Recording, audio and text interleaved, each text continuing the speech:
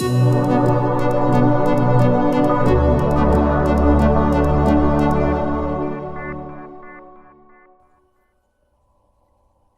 welcome back. Come on in. Pull up a chair. We saved a seat for you.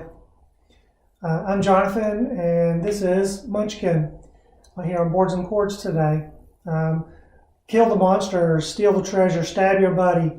That's Munchkin in a nutshell, and most everything that you need to know about the game right there. This game distills the dungeon crawling RPG experiences down to the very utter basics. Kill a monster, get its loot, and level up, all with extreme snark and pun appropriate to a game satirizing pen and paper role-playing games. Munchkin is a card game, and the gameplay is fairly simple. The premise is that all the players are part of a team of dungeon delvers out to earn treasure and glory, and to do so before their fellow adventurers. So your group goes down into the dungeon and bam, kicks open the door of the first room.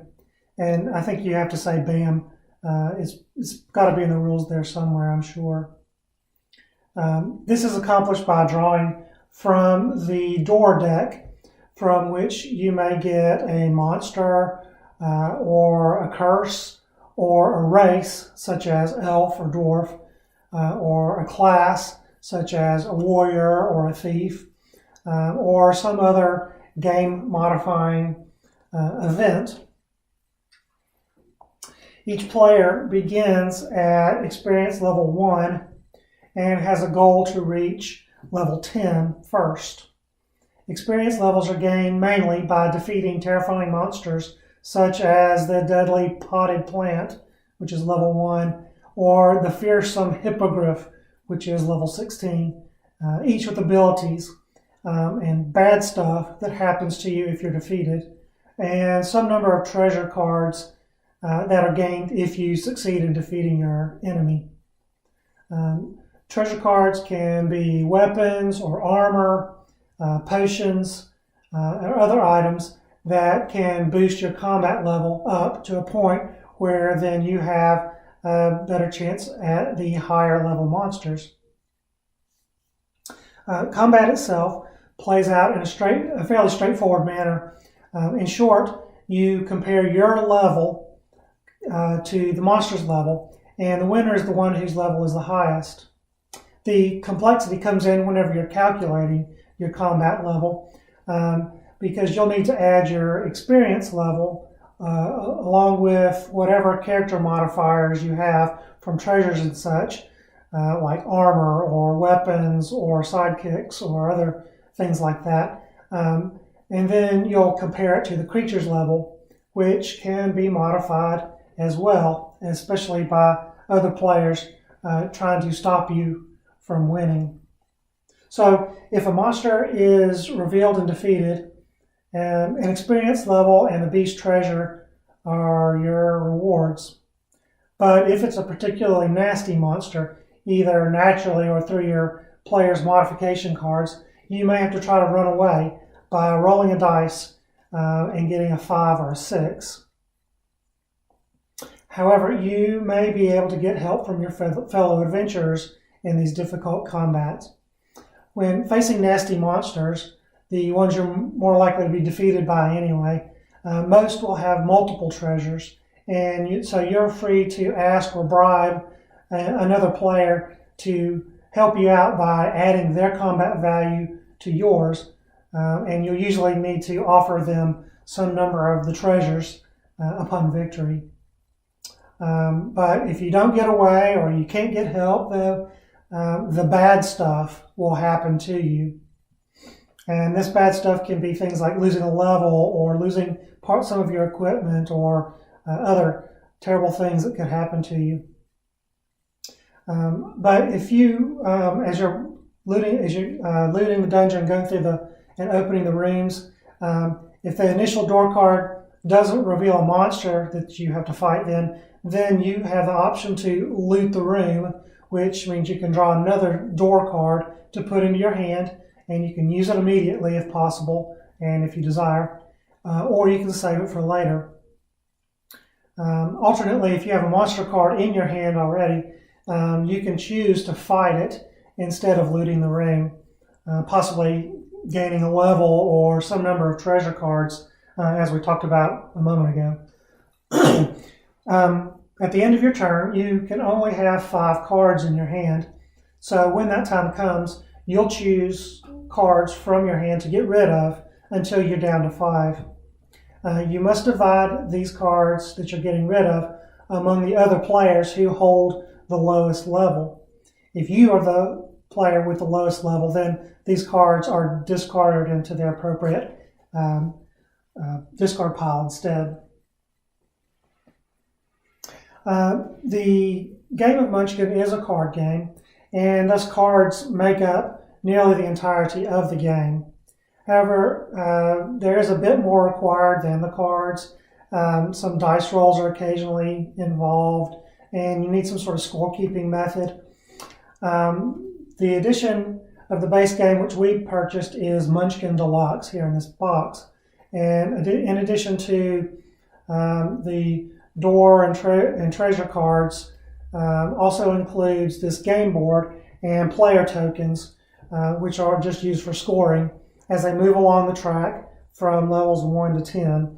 And so that's all it is. It's just the game board is just a representation of the dungeon you're moving in a linear format from 1 to 2 to 3 to 4 up to level 10. So you'll just move your character along as you gain or lose levels, and the game board will just help keep track of that so that you can remember and other people can tell where you are. All the cards are standard sized glossy cardstock, and even though they aren't particularly flimsy, you may want to consider sleeving them. They get a lot of use, and since the cards are the game, you'll want to protect them. The text on the cards is easily readable and largely hilarious. The illustrations go along with the text, and while they aren't extremely realistic or elaborate, they go along perfectly with this game in their whimsy and silliness. And there are a lot of cards that can come with this game. I have out for demonstration purposes today approximately the number of cards that come with the base game, but there are tons of expansions. In any of the expansions, with the exception of the Demented Dungeons deck, can be played independently or mixed in together with everything else. And we've bought several expansions. So there's just tons and tons of cards, and I've got at least twice as much here than what I've got out here in the box still that from other expansions. And we just treat this all kind of as the same game for purposes of this discussion and review. When we first played this game at a hobby store, we played it without the deluxe set items. In other words, all we had was the cards and dice. We found that the extras in the deluxe set were well worth it, making it much easier for us to keep up with the level as they move up and down. The scoring track is just is thick cardboard, and it folds in half for storage in the game box. Minor complaint that I have about the game has to do with the stand-up character tokens, and I've just demonstrated what frustrates me about it a little bit. These plastic stands themselves, the character tokens are these thick cardboard, and you shove them down into the opening of the plastic stands. Well, the plastic stands are supposed to pinch into the bottom of the character tokens, giving them a basis to support their vertical positions. However, they don't really adequately grab the tokens, and holding them very loosely and making them more of a prop than a pinch, so they're all the time falling out. This might be fixable if we were to heat up the stands maybe a little bit with a hairdryer or hot water just to soften the plastic and and squeezing it tighter. Haven't done that yet, but like I said, it's kind of a minor issue, really, insignificant to the gameplay, and really even more insignificant if you don't have the deluxe set anyway. The Munchkin game box predicts that this game will last 1 to 2 hours. And when we play, there's usually 3 or 4 of us that play. Our games seem to last 2 or 3 hours, however. When reading the rules or my summary of them above, it may seem like the game would be over faster than that, but there really is a lot more player interaction than you might think, especially as someone gets close to the end of the game, to level 10. That interaction comes largely in the form of monster enhancers, such as the Mate card, which has the effect of doubling the monster's level by creating a duplicate, a mate of the monster. Or the Intelligent card, which adds +5 to the monster score. These are usually played one at a time as needed, and they do stack. So players often hold the best of these cards until the end, when it looks like somebody's about to win. And this makes for a very climactic battle when the person who thinks they're about to make level 10 against some level 2 monster suddenly sees it morph into something quite a lot more powerful and nasty than he thought. As I said, there's a ton of expansions for this game, and there's also a bunch of spin-offs such as Space Munchkin or Zombie Munchkin and some others that play off of other genres and themes. We've got them, we play them all together, all of the expansions that we've bought every time we play. We don't separate them out. We find this game to be a lot of fun to play, and the cleverness of the cards keep us entertained. Most of the jokes are over the heads of my children, but they understand the effects of the cards with my help sometimes. Overall, this game makes for a fun and competitive game night. However, there are some concerns, and they give me pause, and they might for you as well. The Munchkin card game, being a spoof of more serious role-playing games and fantasy tropes, contains some cards with cartoony illustrations making reference to them, in particularly of busty women in chainmail bikinis. It's all very simplistically and cartoony in illustration, but it caused me a little bit of concern as a father who has concerns about the degrading effect this sort of thing has on women, and the messages that it conveys or reinforces to my children. It is a very minor thing in a larger game, and mostly, but not entirely, overlooked by my kids. A bit more obvious are the use of words and innuendo, which I, and perhaps you as well, prefer not to subject my kids to. The use of these phrases are not gratuitous, but serve as a punchline or a funny reference to an RPG element. Some are very mild, such as the boots of butt kicking, and others which you may find a little more uncomfortable, like the sneaky bastard sword, or references to something awful as being from hell. None of the granddaddy swear words appear, and most, if not all, serve as a pun and or a jab at a reference to something.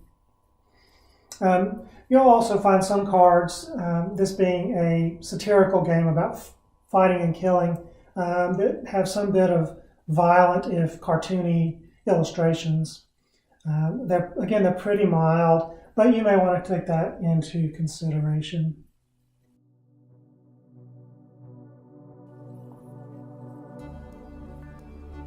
All right, and now for some strategy.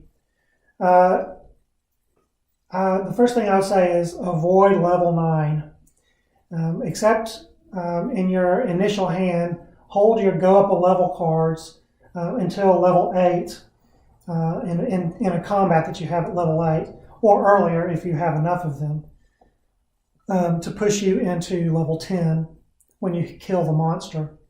Level 9 puts a great big target on your back, but level 7 or 8 may keep you out of the other player's crosshairs.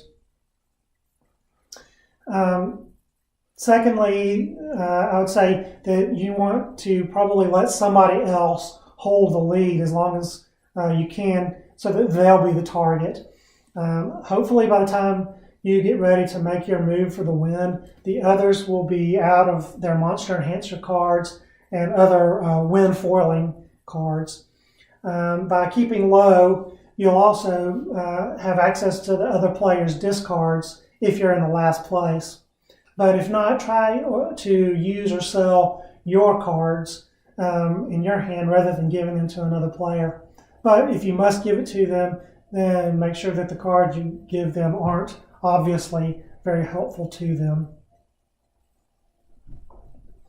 All right, and now for my final thoughts. What do I love about this game? Well, I've been a fan of dungeon crawling RPGs for many, many years, and this game does a great job of, as I say, distilling down what is the essence of the gameplay of RPGs minus the social interaction. And that is, of course, exploring a dungeon, killing monsters, getting loot, and repeating the cycle. And this does such a great job of that. And it's really fun and funny. I love the way it just pokes fun at all of the stereotypes and the different cards that come up that reference something in a funny way. That makes the most fun of the game to me. And then it's fun playing it with my kids, even though they're not as into the reference and may not get it, it may go over their head. The gameplay itself is fun enough that it's not just a whole game based on appreciation of satire. You can actually genuinely enjoy this game without knowing the references. All right, so that'll wrap it up for this episode. Please see below in the description for an affiliate link if you are interested in buying some of these. And I hope you've enjoyed this, and I'll see you again next time on Boards and Chords in our next review. Thanks. Thanks for joining us on Boards and Chords. Connect with us on Facebook, Twitter, YouTube, or at our website at boardsandchords.com. We'll see you at the table.